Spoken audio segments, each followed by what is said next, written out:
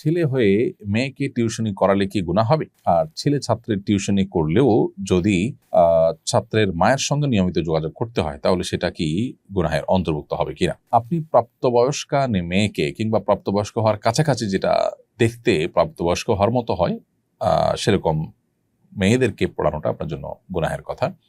যদি পর্দার মধ্যে রেখে পড়াতে পারেন এবং অন্যান্য মেয়েদের সাথে পড়ান এবং সেক্ষেত্রে ফিতনা থেকে আপনি নিজেকে সেভ করার জন্য শত চেষ্টা করেন এবং আপনি টিকে থাকতে পারেন, তাহলে সেটা করতে পারেন। কিন্তু পর্দার বিধান লঙ্ঘন করে যদি পড়ান, সেটা গুনাহের ব্যাপার হবে।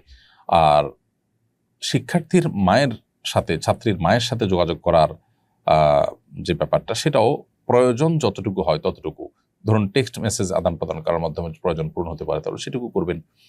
প্রয়োজনের বাইরে যোগাযোগ করা বা সীমা ছাড়িয়ে যাওয়া, সেটা হলো নাজায়েজ এবং গুনাহের কথা। অতএব প্রয়োজনের মধ্যে আপনি নিজেকে রাখলে সেটা ঠিক আছে। আসিফ জাওয়াদ লিখেছেন, ইসলামী শরিয়া মতে ধনী ব্যক্তির সংজ্ঞা কি? ইসলামী শরিয়া মোতাবেক যে ব্যক্তির কাছে নেশা পরিমাণ সম্পদ আছে, অর্থাৎ 52.5 তোলা রূপার মালিক যে ব্যক্তি, এই মুক্তভাবে পরিমাণ সম্পদের মালিক হলে তাকে ধনী বলা হবে।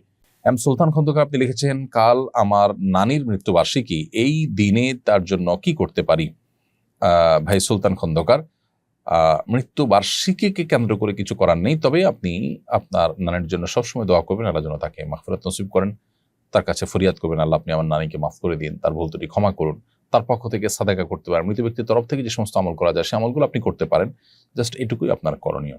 সাইদ সুলাইমান আপনি লিখেছেন, আমি টি শার্ট প্রিন্টিং এর ব্যবসা করি। অনেক কাস্টমার টি শার্টের ছবি প্রিন্ট করে করিয়ে নিতে চায়।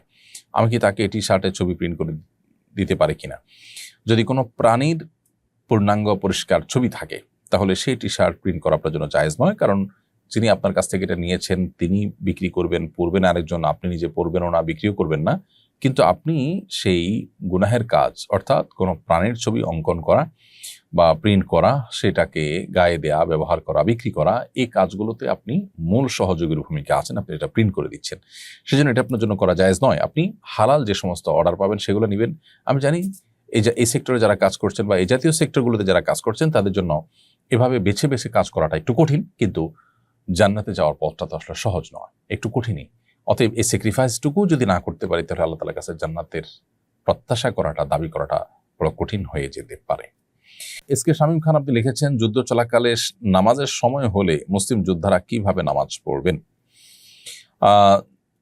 নবী করিম সাল্লাল্লাহু আলাইহি ওয়াসাল্লামের সময় যখন সম্মুখ সমর হতো, সেরকম কোনো যুদ্ধের মুখোমুখি যদি মানুষ হয়, এদিকে যুদ্ধ চলাকালীন সময় নামাজ পড়তে গেলে জীবনহানি হবে, এরকম যদি পরিস্থিতি তৈরি হয়, তাহলে সেক্ষেত্রে যুদ্ধ শেষে নামাজ পড়লে চলবে, যেমনটি নবী সাল্লাল্লাহু আলাইহি ওয়াসাল্লাম খন্দকে করেছেন।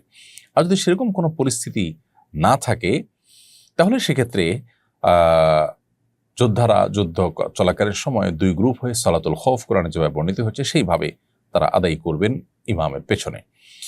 আবার কখনো কখনো গ্রুপ ভিত্তিক নামাজ আদায় করা সম্ভব। আজকাল পৃথিবীতে সম্মুখ যুদ্ধ সাধারণত খুব কমই হয়ে থাকে। অতএব এইরকম পরিস্থিতিতে রণাঙ্গনে স্বাভাবিকভাবে নামাজ পড়ার মতো স্কোপ বেশিরভাগ ক্ষেত্রেই থাকে, তাহলে সেক্ষেত্রে স্বাভাবিকভাবেই আমাদেরকে নামাজ আদায় করতে হবে। হ্যাঁ, যদি এমন কোনো পরিস্থিতি কেউ থাকেন যে নামাজ পড়তে গেলে তার জীবনহানি হতে পারে বা বাঁচার সম্ভাবনা ক্ষীণ, এরকম পজিশনে তিনি আছেন, তাহলে তার জন্য ভিন্ন বিষয়। অর্থাৎ তিনি হয় পরের যুদ্ধ শেষ করে নিরাপদ হয়ে নামাজ পড়বেন, আর না হলে সালাতুল খৌফে যাবেন।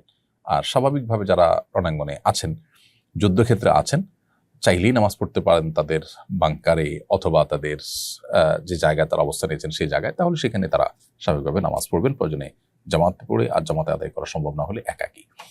নামাজ এমন একটা বিধান, এমন একটা বিষয় শরীয়তের, যে বিধানটা আসলে একান্ত নিরুপায় হওয়া ছাড়া সেটি বিলম্ব করবার সুযোগ আমাদের নেই। এই জন্য যুদ্ধক্ষেত্রের উপর নির্ভর করে বিধান মূলত এখানে প্রণয়ন হবে।